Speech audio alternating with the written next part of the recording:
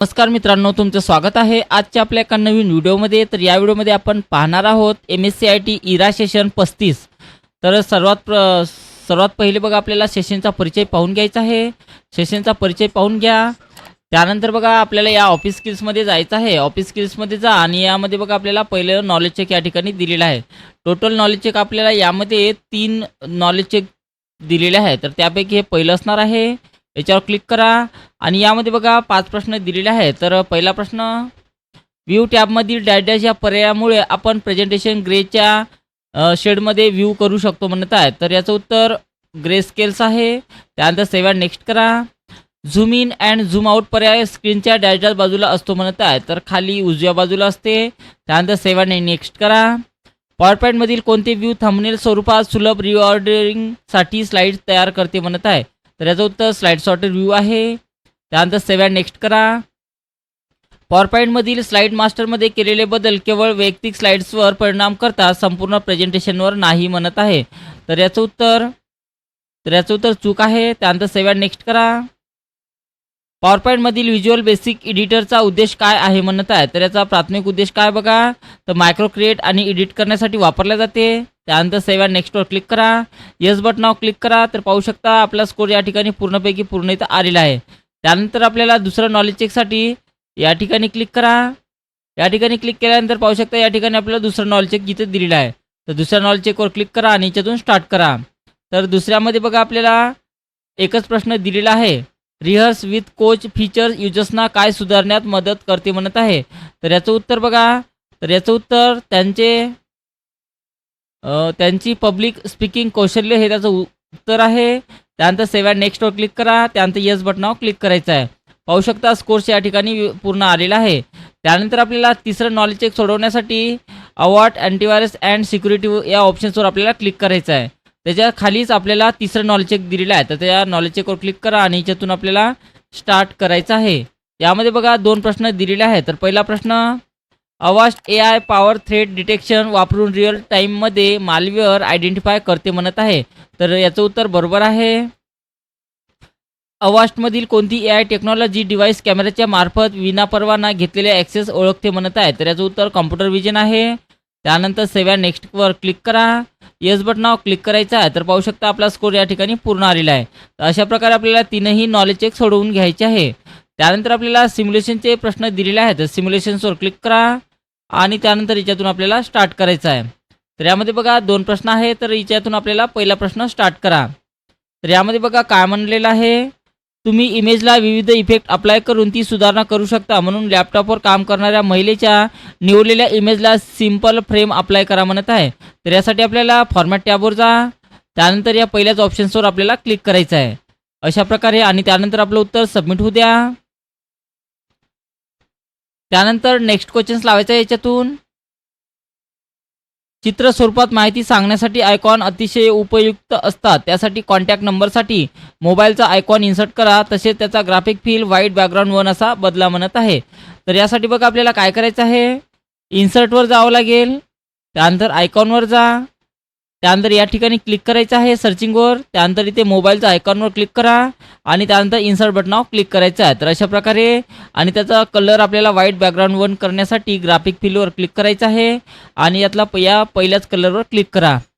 एवढ्या स्टेप्स आपल्याला पूर्ण करायच्या आहेत, तेव्हा तो आपला पूर्ण प्रश्न सबमिट होणार आहे.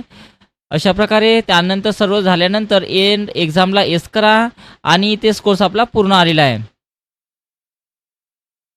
त्यानंतर बघा आपल्याला सेल्फ लर्निंग सोडवायचा, तर सेल्फ लर्निंगवर क्लिक करा आणि त्यानंतर इथे प्रोसीड बटनावर क्लिक करायचं आहे.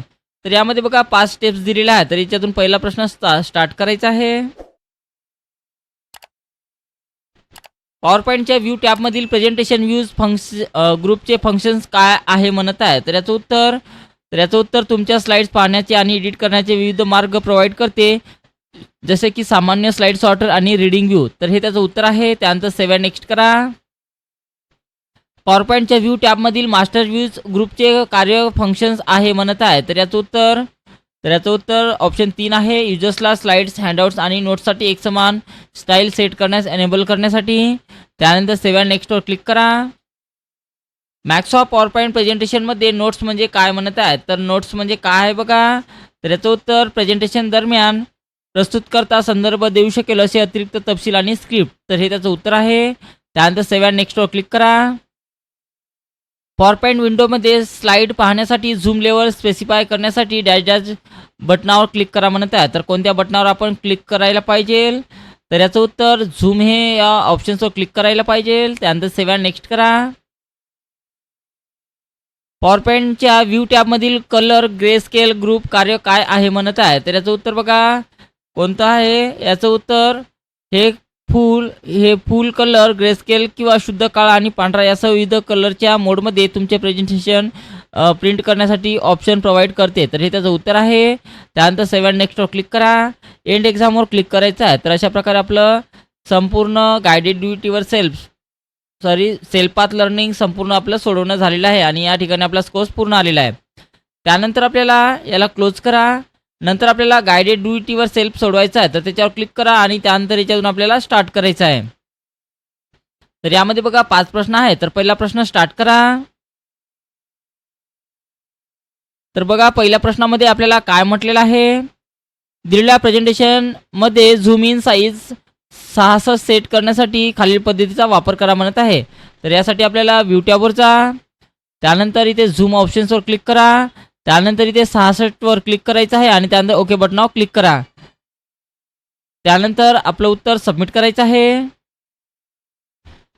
त्यानंतर नेक्स्ट क्वेश्चन्स लावायचा आहे याच्यातून.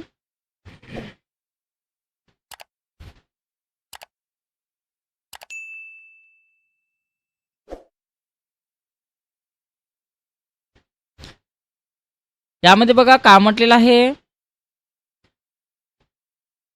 दिलेल्या पॉवरपॉईंट प्रेझेंटेशन बॅकग्राऊंड फॉर्मॅट करण्यासाठी डिझाईन टॅबवर जा. व्हेरियंट ग्रुपमधील ॲरो क्लिक करा. त्यानंतर बॅकग्राऊंड ॲरोवर क्लिक करा आणि डायलॉग बॉक्समध्ये फॉर्मॅट बॅकग्राऊंड सिलेक्ट करा. त्यानंतर picture R textual fill select करा आणि वॉटर ड्रॉपलेट बॅकग्राऊंड सिलेक्ट करा म्हटलेला आहे. तर अशा प्रकारचा प्रश्न आपल्याला विचारलेला आहे. तर यासाठी आपल्याला काय करायचं आहे. डिझाईन टॅबवर जा. व्हेरियंटच्या ग्रुपवर या ठिकाणी क्लिक करा. त्यानंतर बॅकग्राऊंड स्टाईलवर क्लिक करा. त्यानंतर फॉर्मॅट बॅकग्राऊंडवर क्लिक करा. त्यानंतर पिक्चर और टेक्स्चरवर फिल करा आणि त्यानंतर टेक्स्चरवर क्लिक करायचं आहे आणि याच्यातून आपल्याला वॉटर ड्रॉपलेट टेक्स्चर घ्यायचं आहे. एवढ्या स्टेप्स पूर्ण करा आणि त्यानंतर बाहेर क्लिक करायचं आहे आणि मग आपलं उत्तर सबमिट करा. त्यानंतर बघा तिसरा प्रश्न स्टार्ट करायचा आहे.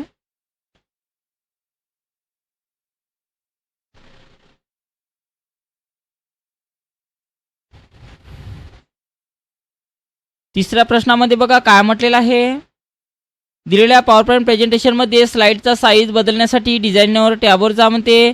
स्लाईड साईजवर क्लिक करा. नंतर स्लाईडला आपल्याला साईज टाकायची आहे. त्यासाठी विथ आपली 30 सेंटीमीटर आणि हाईटसाठी 15 सेंटीमीटर करा म्हणत आहे आणि त्यानंतर इन्श्युअर फिटवर आपल्याला क्लिक करा म्हटलेलं आहे.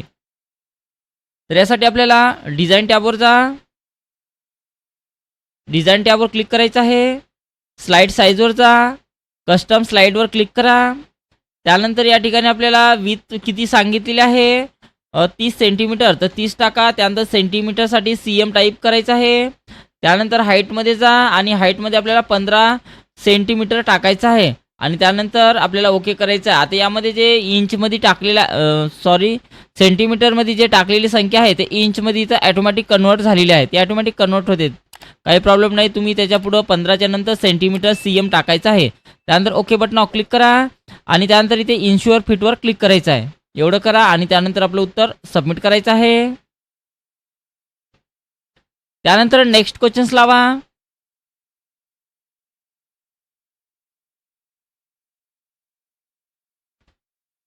प्रेझेंटेशन व्ह्यू ग्रे स्केलमध्ये चेंज करण्यासाठी दिलेल्या पॉवरपॉईंट प्रेझेंटेशनमध्ये व्ह्यू टॅबवर जा. ग्रे स्केलमध्ये प्रेझेंटेशन चालू करण्यासाठी आणि पाहण्यासाठी ग्रे स्केलवर क्लिक करा म्हणत आहे. तर व्ह्यू टॅबवर जा. त्यानंतर इथे ग्रे स्केलवर क्लिक करा आणि त्यानंतर आपलं उत्तर सबमिट करायचं आहे.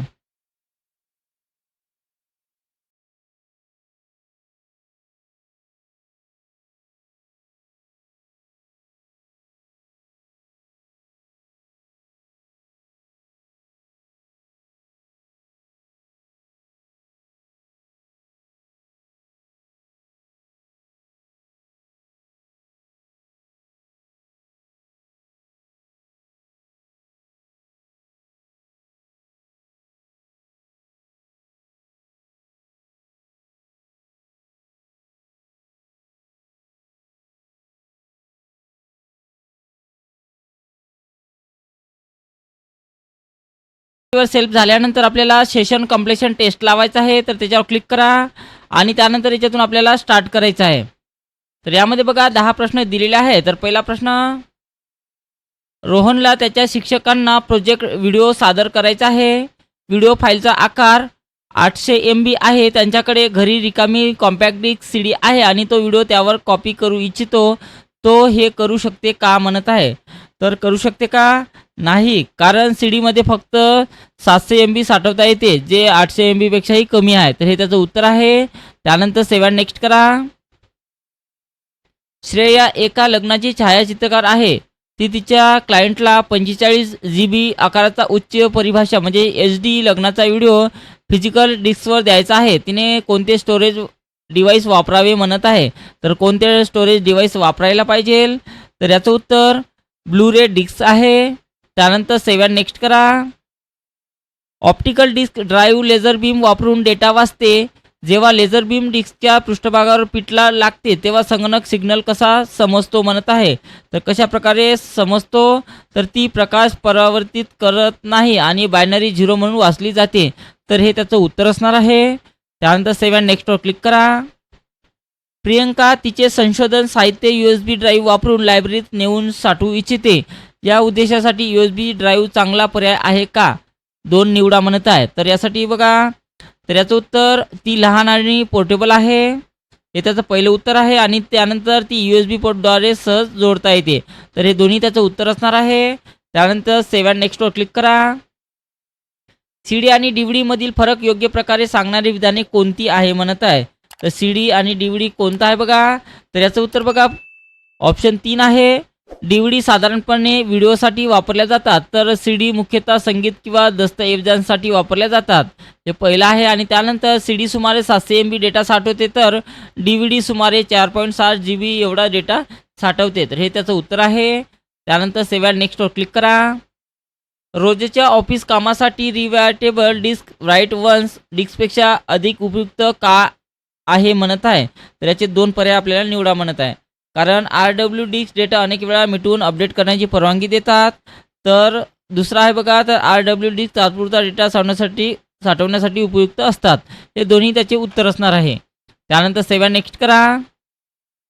एक सॉफ्टवेअर कंपनी दुकानामध्ये नवीन गेम फिजिकल डिस्कवर विकू इच्छिते.